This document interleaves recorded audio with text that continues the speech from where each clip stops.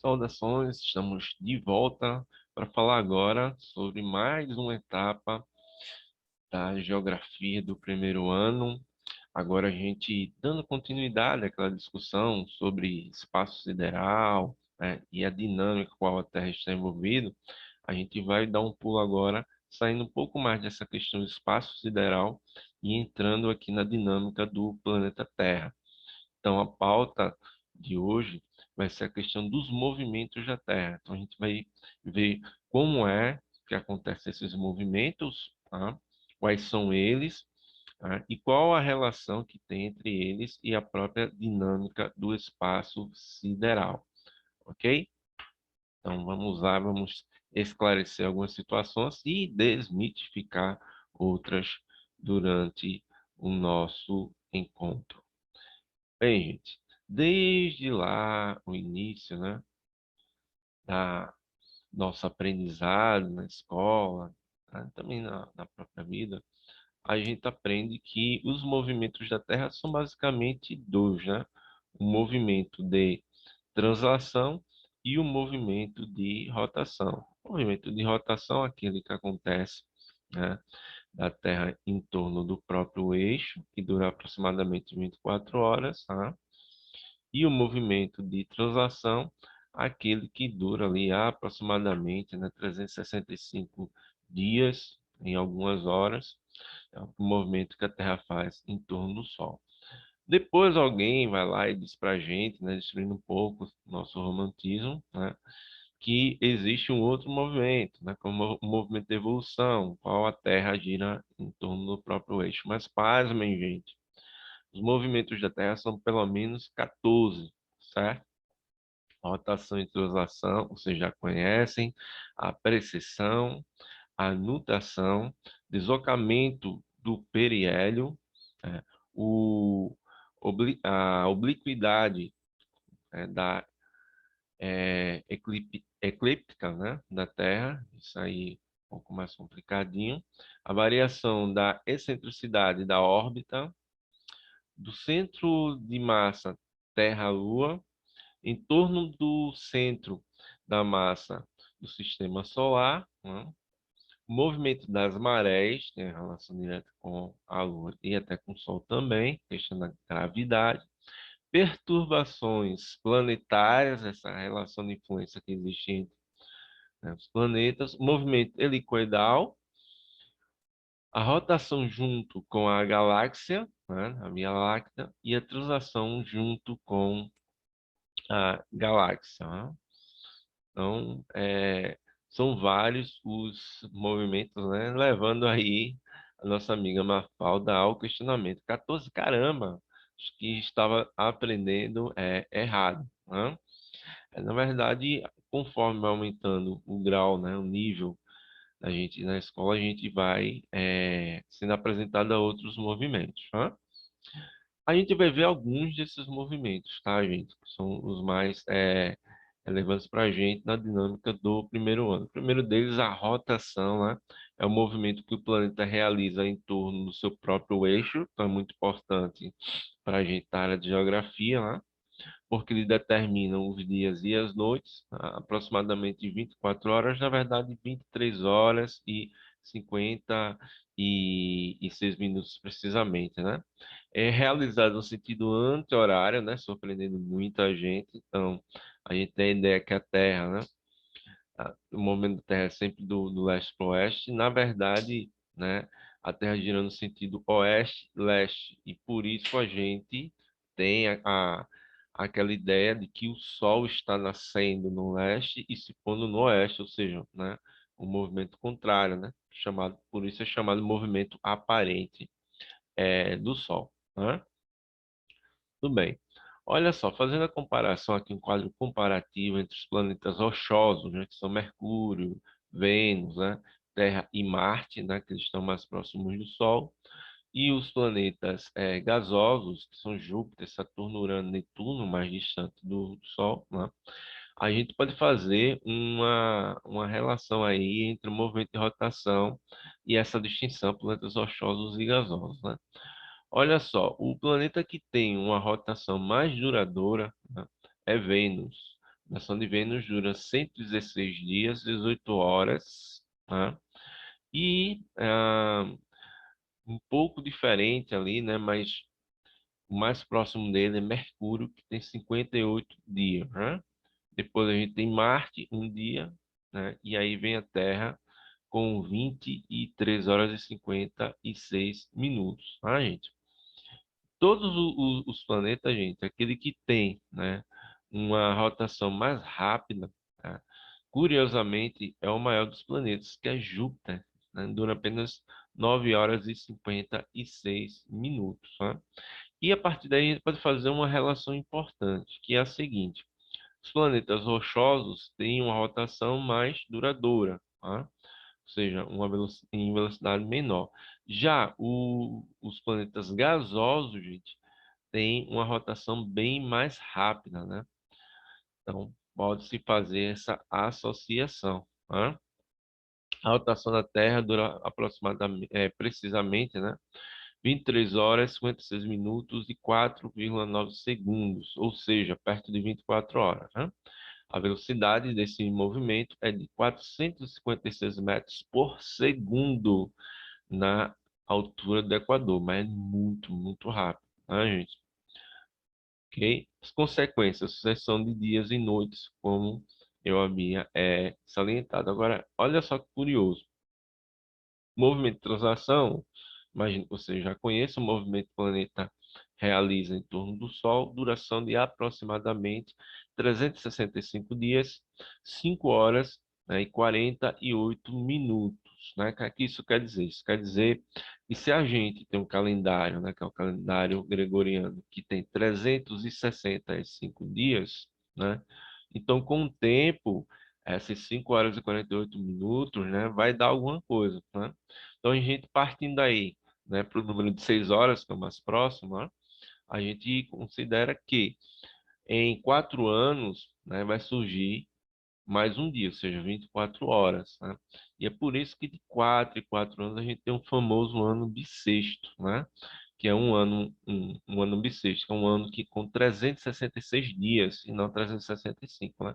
E ele serve para equilibrar aí essa relação, essa sobra de 5 horas e 48 minutos, certo? Então, curiosidade, é por isso que de 4 em 4 anos temos o mês de fevereiro, né, com 29 dias e não 28, como é o normal, né, para equilibrar a esse calendário, a esse ano bissexto. Tá?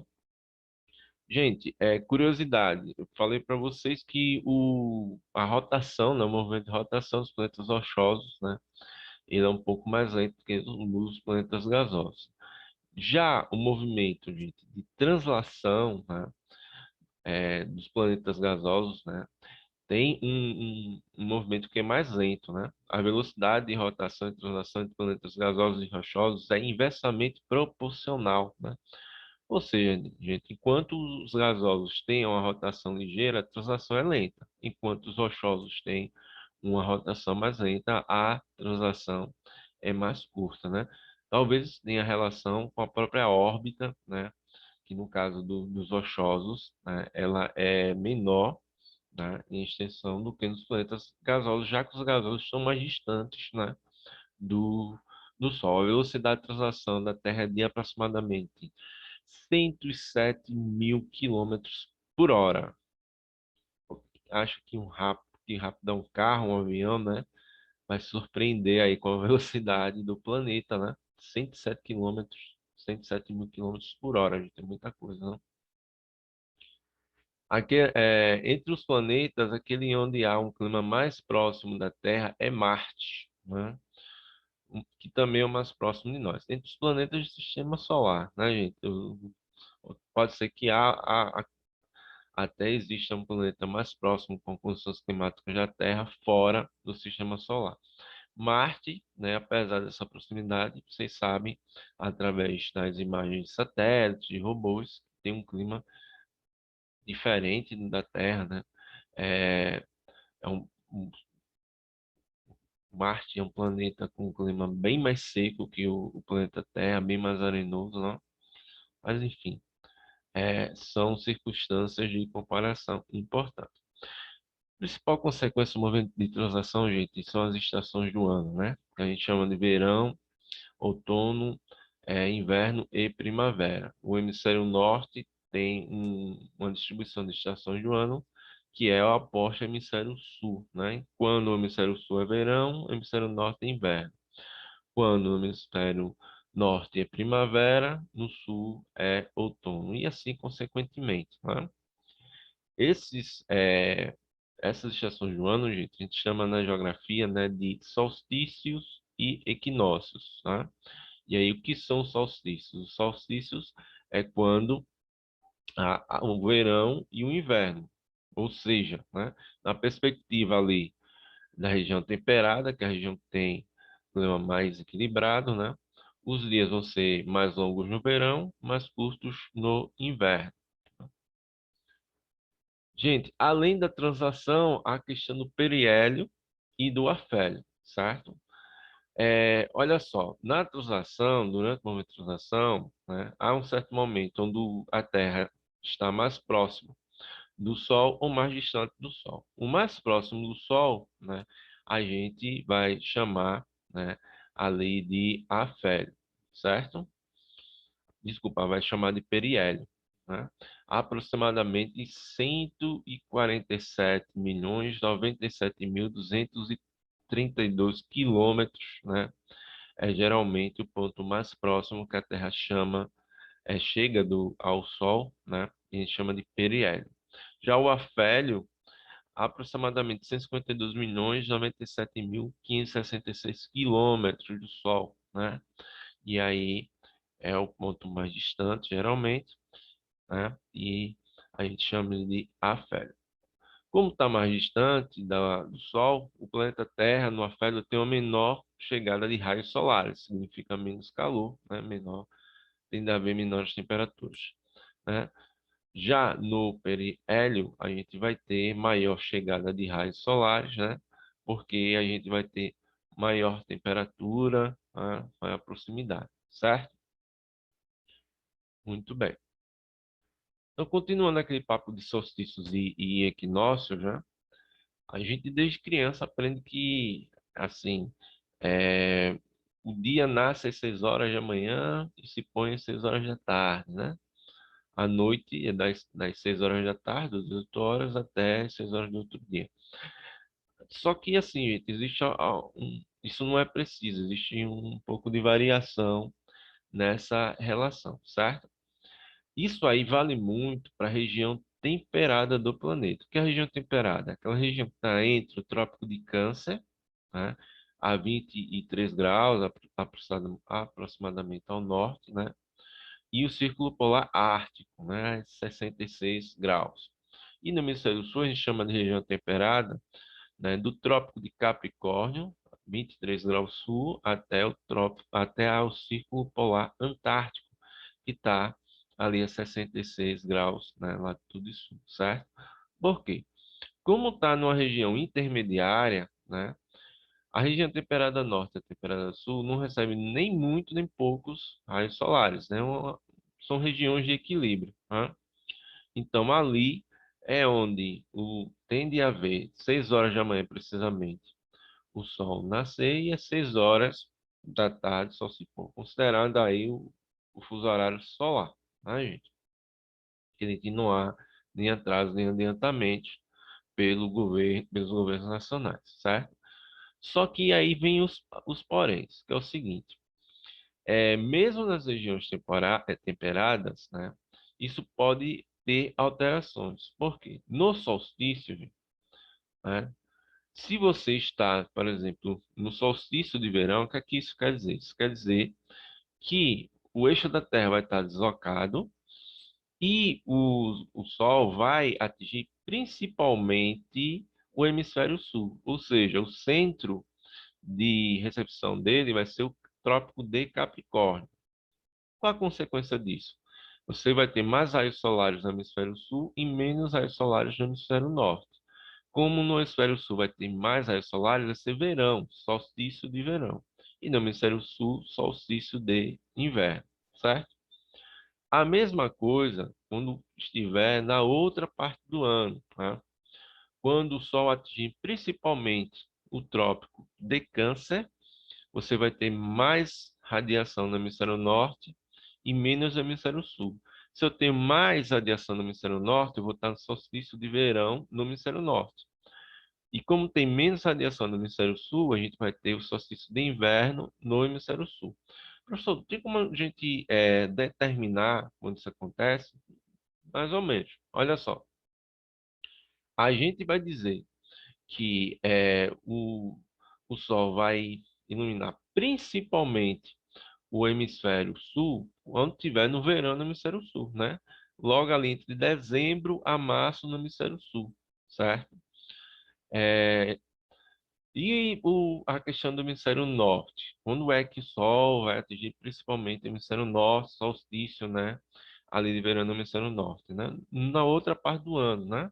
Ali entre junho e setembro, né? Que é o verão no hemisfério norte, né? Inverno no hemisfério sul. É quando a gente vai ter como centro de recepção na Terra, o foco, né, de recepção dos raios solares, o trópico de Câncer, certo? Existe um ponto exato que é metade do verão, né, em cada hemisfério, né? Então, ali, mais ou menos ali, de janeiro para fevereiro no hemisfério sul, né? Ali de julho para agosto no hemisfério norte, ok? E quando não tiver nenhum nem outro, tiver os raios solares atingindo principalmente a linha do Equador, aí, pessoal, a gente vai estar nos chamados equinócios, né? Porque como os raios solares vão estar bem distribuídos entre o norte e o sul, a gente vai estar no equinócio ou de primavera ou de outono. Os equinócios, vejam eles, pura e simplesmente, né, transições entre verão e inverno, inverno e verão. A transição do verão para o inverno a gente chama de outono. A transição do inverno para o verão a gente chama primavera, né? Então, quando tiver nessas estações do ano, o Sol vai atingir principalmente a linha do Equador, certo? Difícil não, né, gente? Não é difícil, né? Só a gente ter em mente muito bem essa questão dessas linhas imaginárias, né? A linha do Equador, 0 graus, né, de latitude, Trópico de Câncer, 23 graus ao norte, Trópico de Capricórnio, 23 graus ao sul, Círculo Polar Ártico, 66 graus ao norte, Círculo Polar Antártico, 66 graus latitude sul, né? E os polos, que são os extremos, 90 graus, né? Então, tendo a noção dessas linhas imaginárias, né, é uma questão bem lógica. Quando o Sol estiver atingindo principalmente o Trópico de Câncer, a gente vai ter solstício de verão no hemisfério norte. Quando estiver atingindo principalmente o hemisfério sul, solstício de verão no hemisfério sul. Quando for verão no hemisfério norte, inverno no hemisfério sul. Quando for verão no hemisfério sul, inverno no hemisfério norte, tá?